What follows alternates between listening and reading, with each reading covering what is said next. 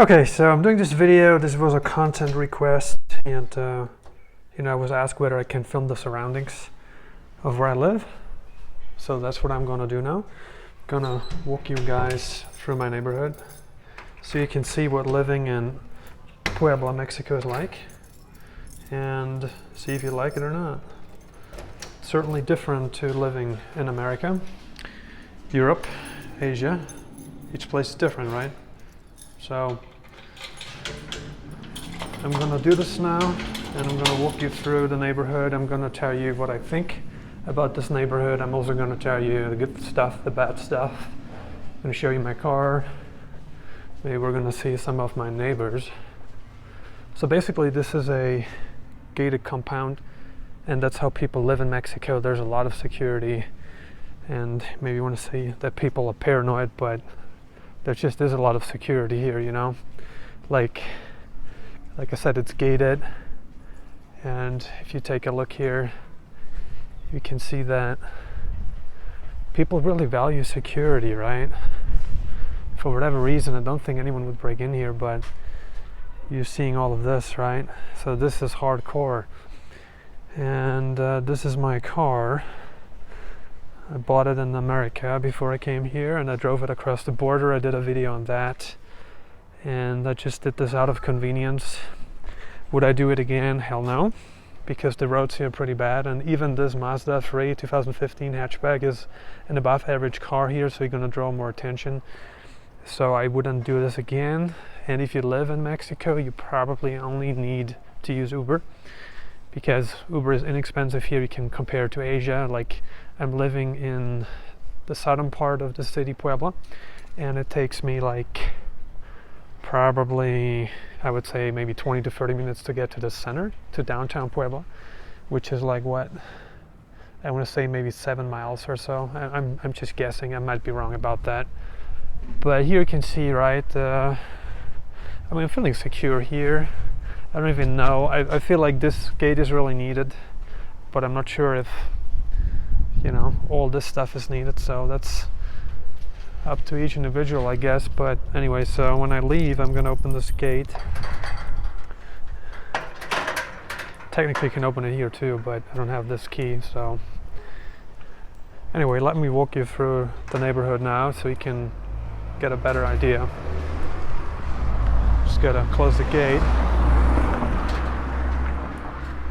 So there is an upscale neighborhood in the southern part of Puebla where I was looking to rent, but the problem with this part is that I just wasn't able to find anything short term. Like, no Airbnbs there, and I didn't want to do a 12-month contract. I don't really know the place, but it's an upscale neighborhood. Maybe we can do another video when I'm there so you can see a different side of the city, the modern side, the modernized, the Americanized side. But this is the local side, and that's how I like to live. If if you've watched my past videos, then you know that I have an apartment in Europe, which is much nicer, right? I mean, I got great views, great location, very modern. I just renovated it, and that's where I spent some time. But basically, this is the real Puebla that people don't show you, because it's different, man.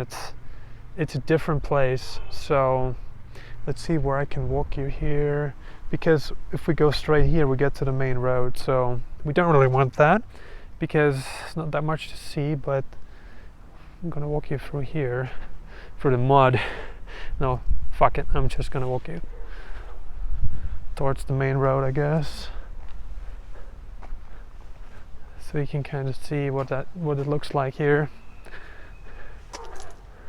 And then maybe we can walk back and I can show you a different place. I mean, here you can see, like, people have big gardens. Like, pretty much any house here has a dog. Many people have multiple dogs. Now, are they treating dogs the same way as people in America and Europe are treating dogs? Hell no. Like, dogs here serve one purpose, and that is to defend the home, to defend the property. And of course, yeah, there are people that have pet dogs, they are living indoors, and that's all fine, but a lot of people just don't do that for obvious reasons. But here you can see some people have animals in the garden, right? So you can see here, it's not the cleanest of place, right? But I kind of like how rural it is here. Look, they're coming to me. You guys are awesome. I'm Gerald. What's your name? God, you're so cute. Super cute. Good. A lot of people here have cattle too. I know sheep.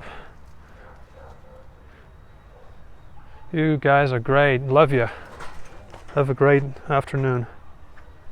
So here you can see the typical Mexican houses, I guess. And yeah, the only thing that bothers me here is that people just dump everything here, you know. I shouldn't do that, and they burn stuff here too. I'm just not for that. I'm very environmentally aware person, so, you know, coming from Europe where we do value our environment, having lived in Asia, having lived in Latin America, it's kind of heartbreaking to see how people treat the environment. I feel like there's more education needed, because anything that you dump in the grass, that you dump, you know, it's going to go into the soil and it's going to go into the water, and, you know, we're poisoning ourselves. For what? Because we're stupid, you know. So I'm just not for that. And here you can see this house is being whatever torn down, renovated. Little street dog here. Hey. And here's the main road. If you turn right here, you get to downtown. And if you see in the distance, there's like a high-rise building. And that's actually where the nice area is. And I'm going there sometimes to the gym. So I'm gonna walk you through the neighborhood here a little bit more, but there's really not much to see here, and I kind of like living in the suburbs because I'm more of a quiet person. I'm coming from Austria, you know, and so I kind of appreciate silence. I appreciate nature, even if it's polluted, even if people are dumping shit everywhere. I still appreciate that more than living in like downtown Puebla. And so here you can see some of the neighborhood. And yeah, I mean, if you guys have any questions, I mean, oh yeah, I wanted to talk with you also about like the pros and cons of living here, right? I mean, my apartment is inexpensive. I'm going to give you the numbers, the hard numbers. I'm paying 7,000 pesos a month, which is what, maybe $400. 7,000. Yeah, it might be a bit more now because the peso has been in decline, so it might be like 350. I'm guessing. No, I'm sorry, actually 400 probably. Yeah, it's going to be more like 400, 450 now. Anyway, I might be wrong about that, so don't quote me. But here you can see, man, it would be fucking awesome to have a house like this, huh? With a nice Latina and some dogs and, you know, some good local cuisine twice a day. I mean, that's all you need, right? That's what makes a man happy, right? So if you want that, you can have that here for a little money, right? A lot of people here have cars now. I'm sure that has changed over the decades. But yeah, a lot of people have cars, and, you know, nothing fancy, no sports cars, nothing like that, but they're, you know, they have American brands, Chevrolet, General Motors, Ford. Japanese cars are pretty popular here too. Mazda, Toyota, Honda, Hyundai, you name it. So it's pretty nice here. I'm glad I found this place. When I first came here, I actually was in a different place that I didn't like so much because it was not in a gated community. The roads were rough. I mean, to be fair, the roads aren't that great here either.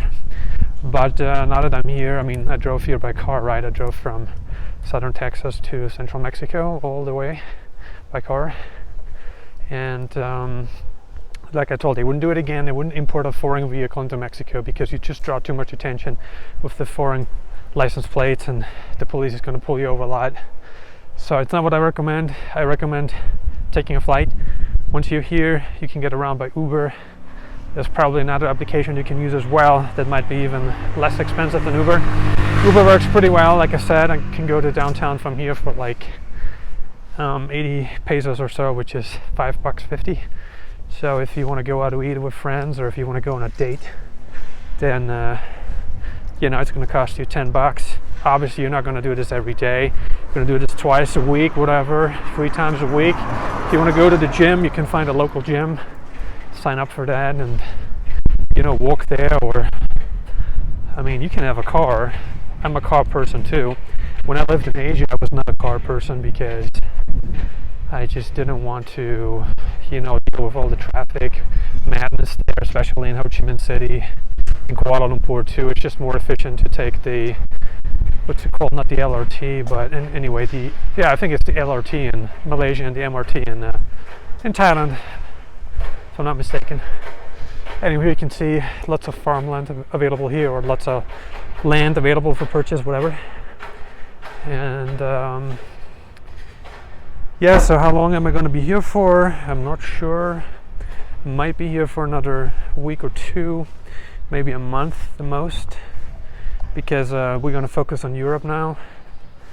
And unless something magical happens here, you know, get in a relationship, whatever, I'm probably not, because I'm pretty work focused, and I'm pretty conservative in terms of dating. I don't trust people too easily, because that's just not the way to go in monogamy dating anyway. So I'm more kind of guy who makes friends with people, and then after months or even a year or 2 years later, something might happen. That's my preferred methodology. We're all different, but that's what I'm doing now. Have I always done that? Hell no. I've had different ways of dating in the past, but that's been pretty much what I've done lately.